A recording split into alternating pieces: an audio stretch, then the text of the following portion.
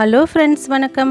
Welcome to my channel me and mom stars. இன்றைக்கி நம்ம சேனலில் ஸ்பைசியான இறால் குக்கர் பிரியாணி பண்ண போகிறோம். அதை செய்யறதுக்கு முன்னாடி நம்ம சேனலை புதுசாக பார்க்குறவங்கள தான் சப்ஸ்கிரைப் பண்ணிக்கோங்க. கூடவே பெல் ஐக்கனை ப்ரெஸ் பண்ணிக்கோங்க. அப்போ தான் நாங்கள் போடுற வீடியோஸ் நோட்டிஃபிகேஷனாக உங்களுக்கு வரும். இந்த பிரியாணி செய்கிறதுக்கு 1/2 kg இறாவை க்ளீன் பண்ணி வாஷ் பண்ணி வச்சுருக்கேன்.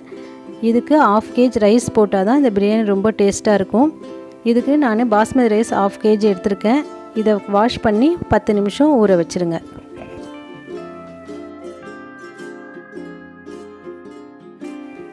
ரெண்டு பெரிய சைஸ் தக்காளி இந்த மாதிரி பொடியாக கட் பண்ணி வச்சுக்கோங்க.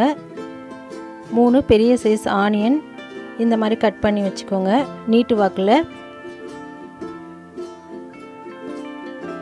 1 கப்பு புதினா வாஷ் பண்ணி எடுத்து வச்சுருக்கேன்.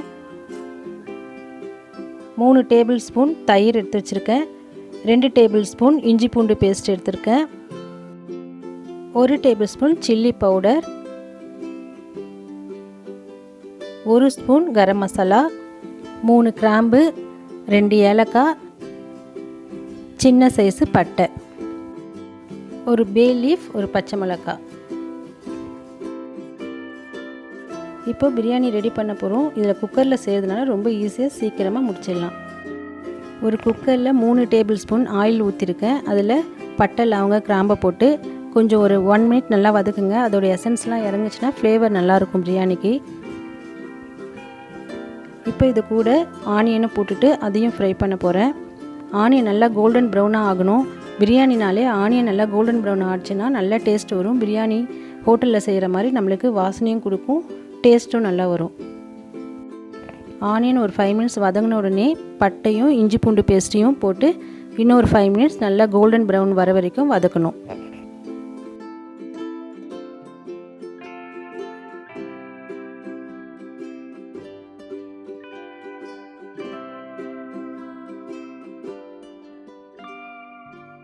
கூடவே 1 டேபிள் ஸ்பூன் கல் உப்பு ஆட் பண்ணி அதையும் நல்லா வதக்கி விடுங்க.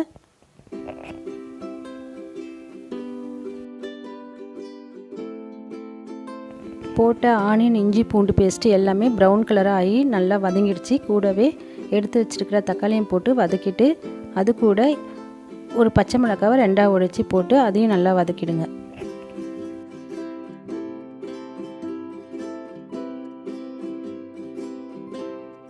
தக்காளி நல்லா வதங்கிடுச்சு. இந்த ஸ்டேஜில் புதினாவை போட்டு நல்லா வதக்குங்க.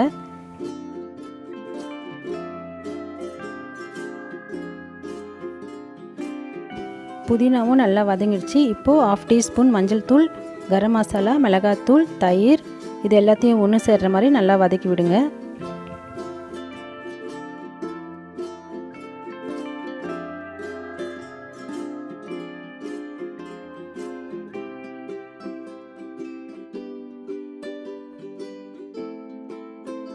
மசாலாலாம் நல்லா வதங்கி பச்சை வாசனை போயிடுச்சு.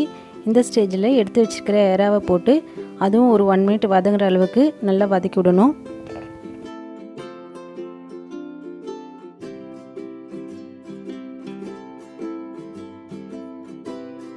இறாவை போட்டு வதக்கும் போது இறால இருக்கிற தண்ணியெலாம் வெளியில் வரும். அந்த இறால இருக்கிற தண்ணியெல்லாம் கொஞ்சம் நல்லா சுண்டுற அளவுக்கு இறா கொஞ்சம் வேகணும்.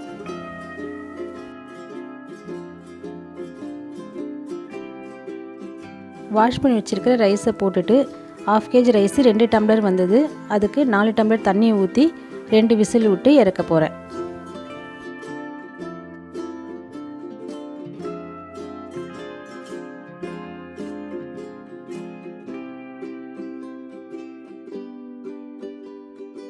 குக்கரில் மூடி போட்ட உடனே ஆவி வந்ததும் விசில் போடுங்க.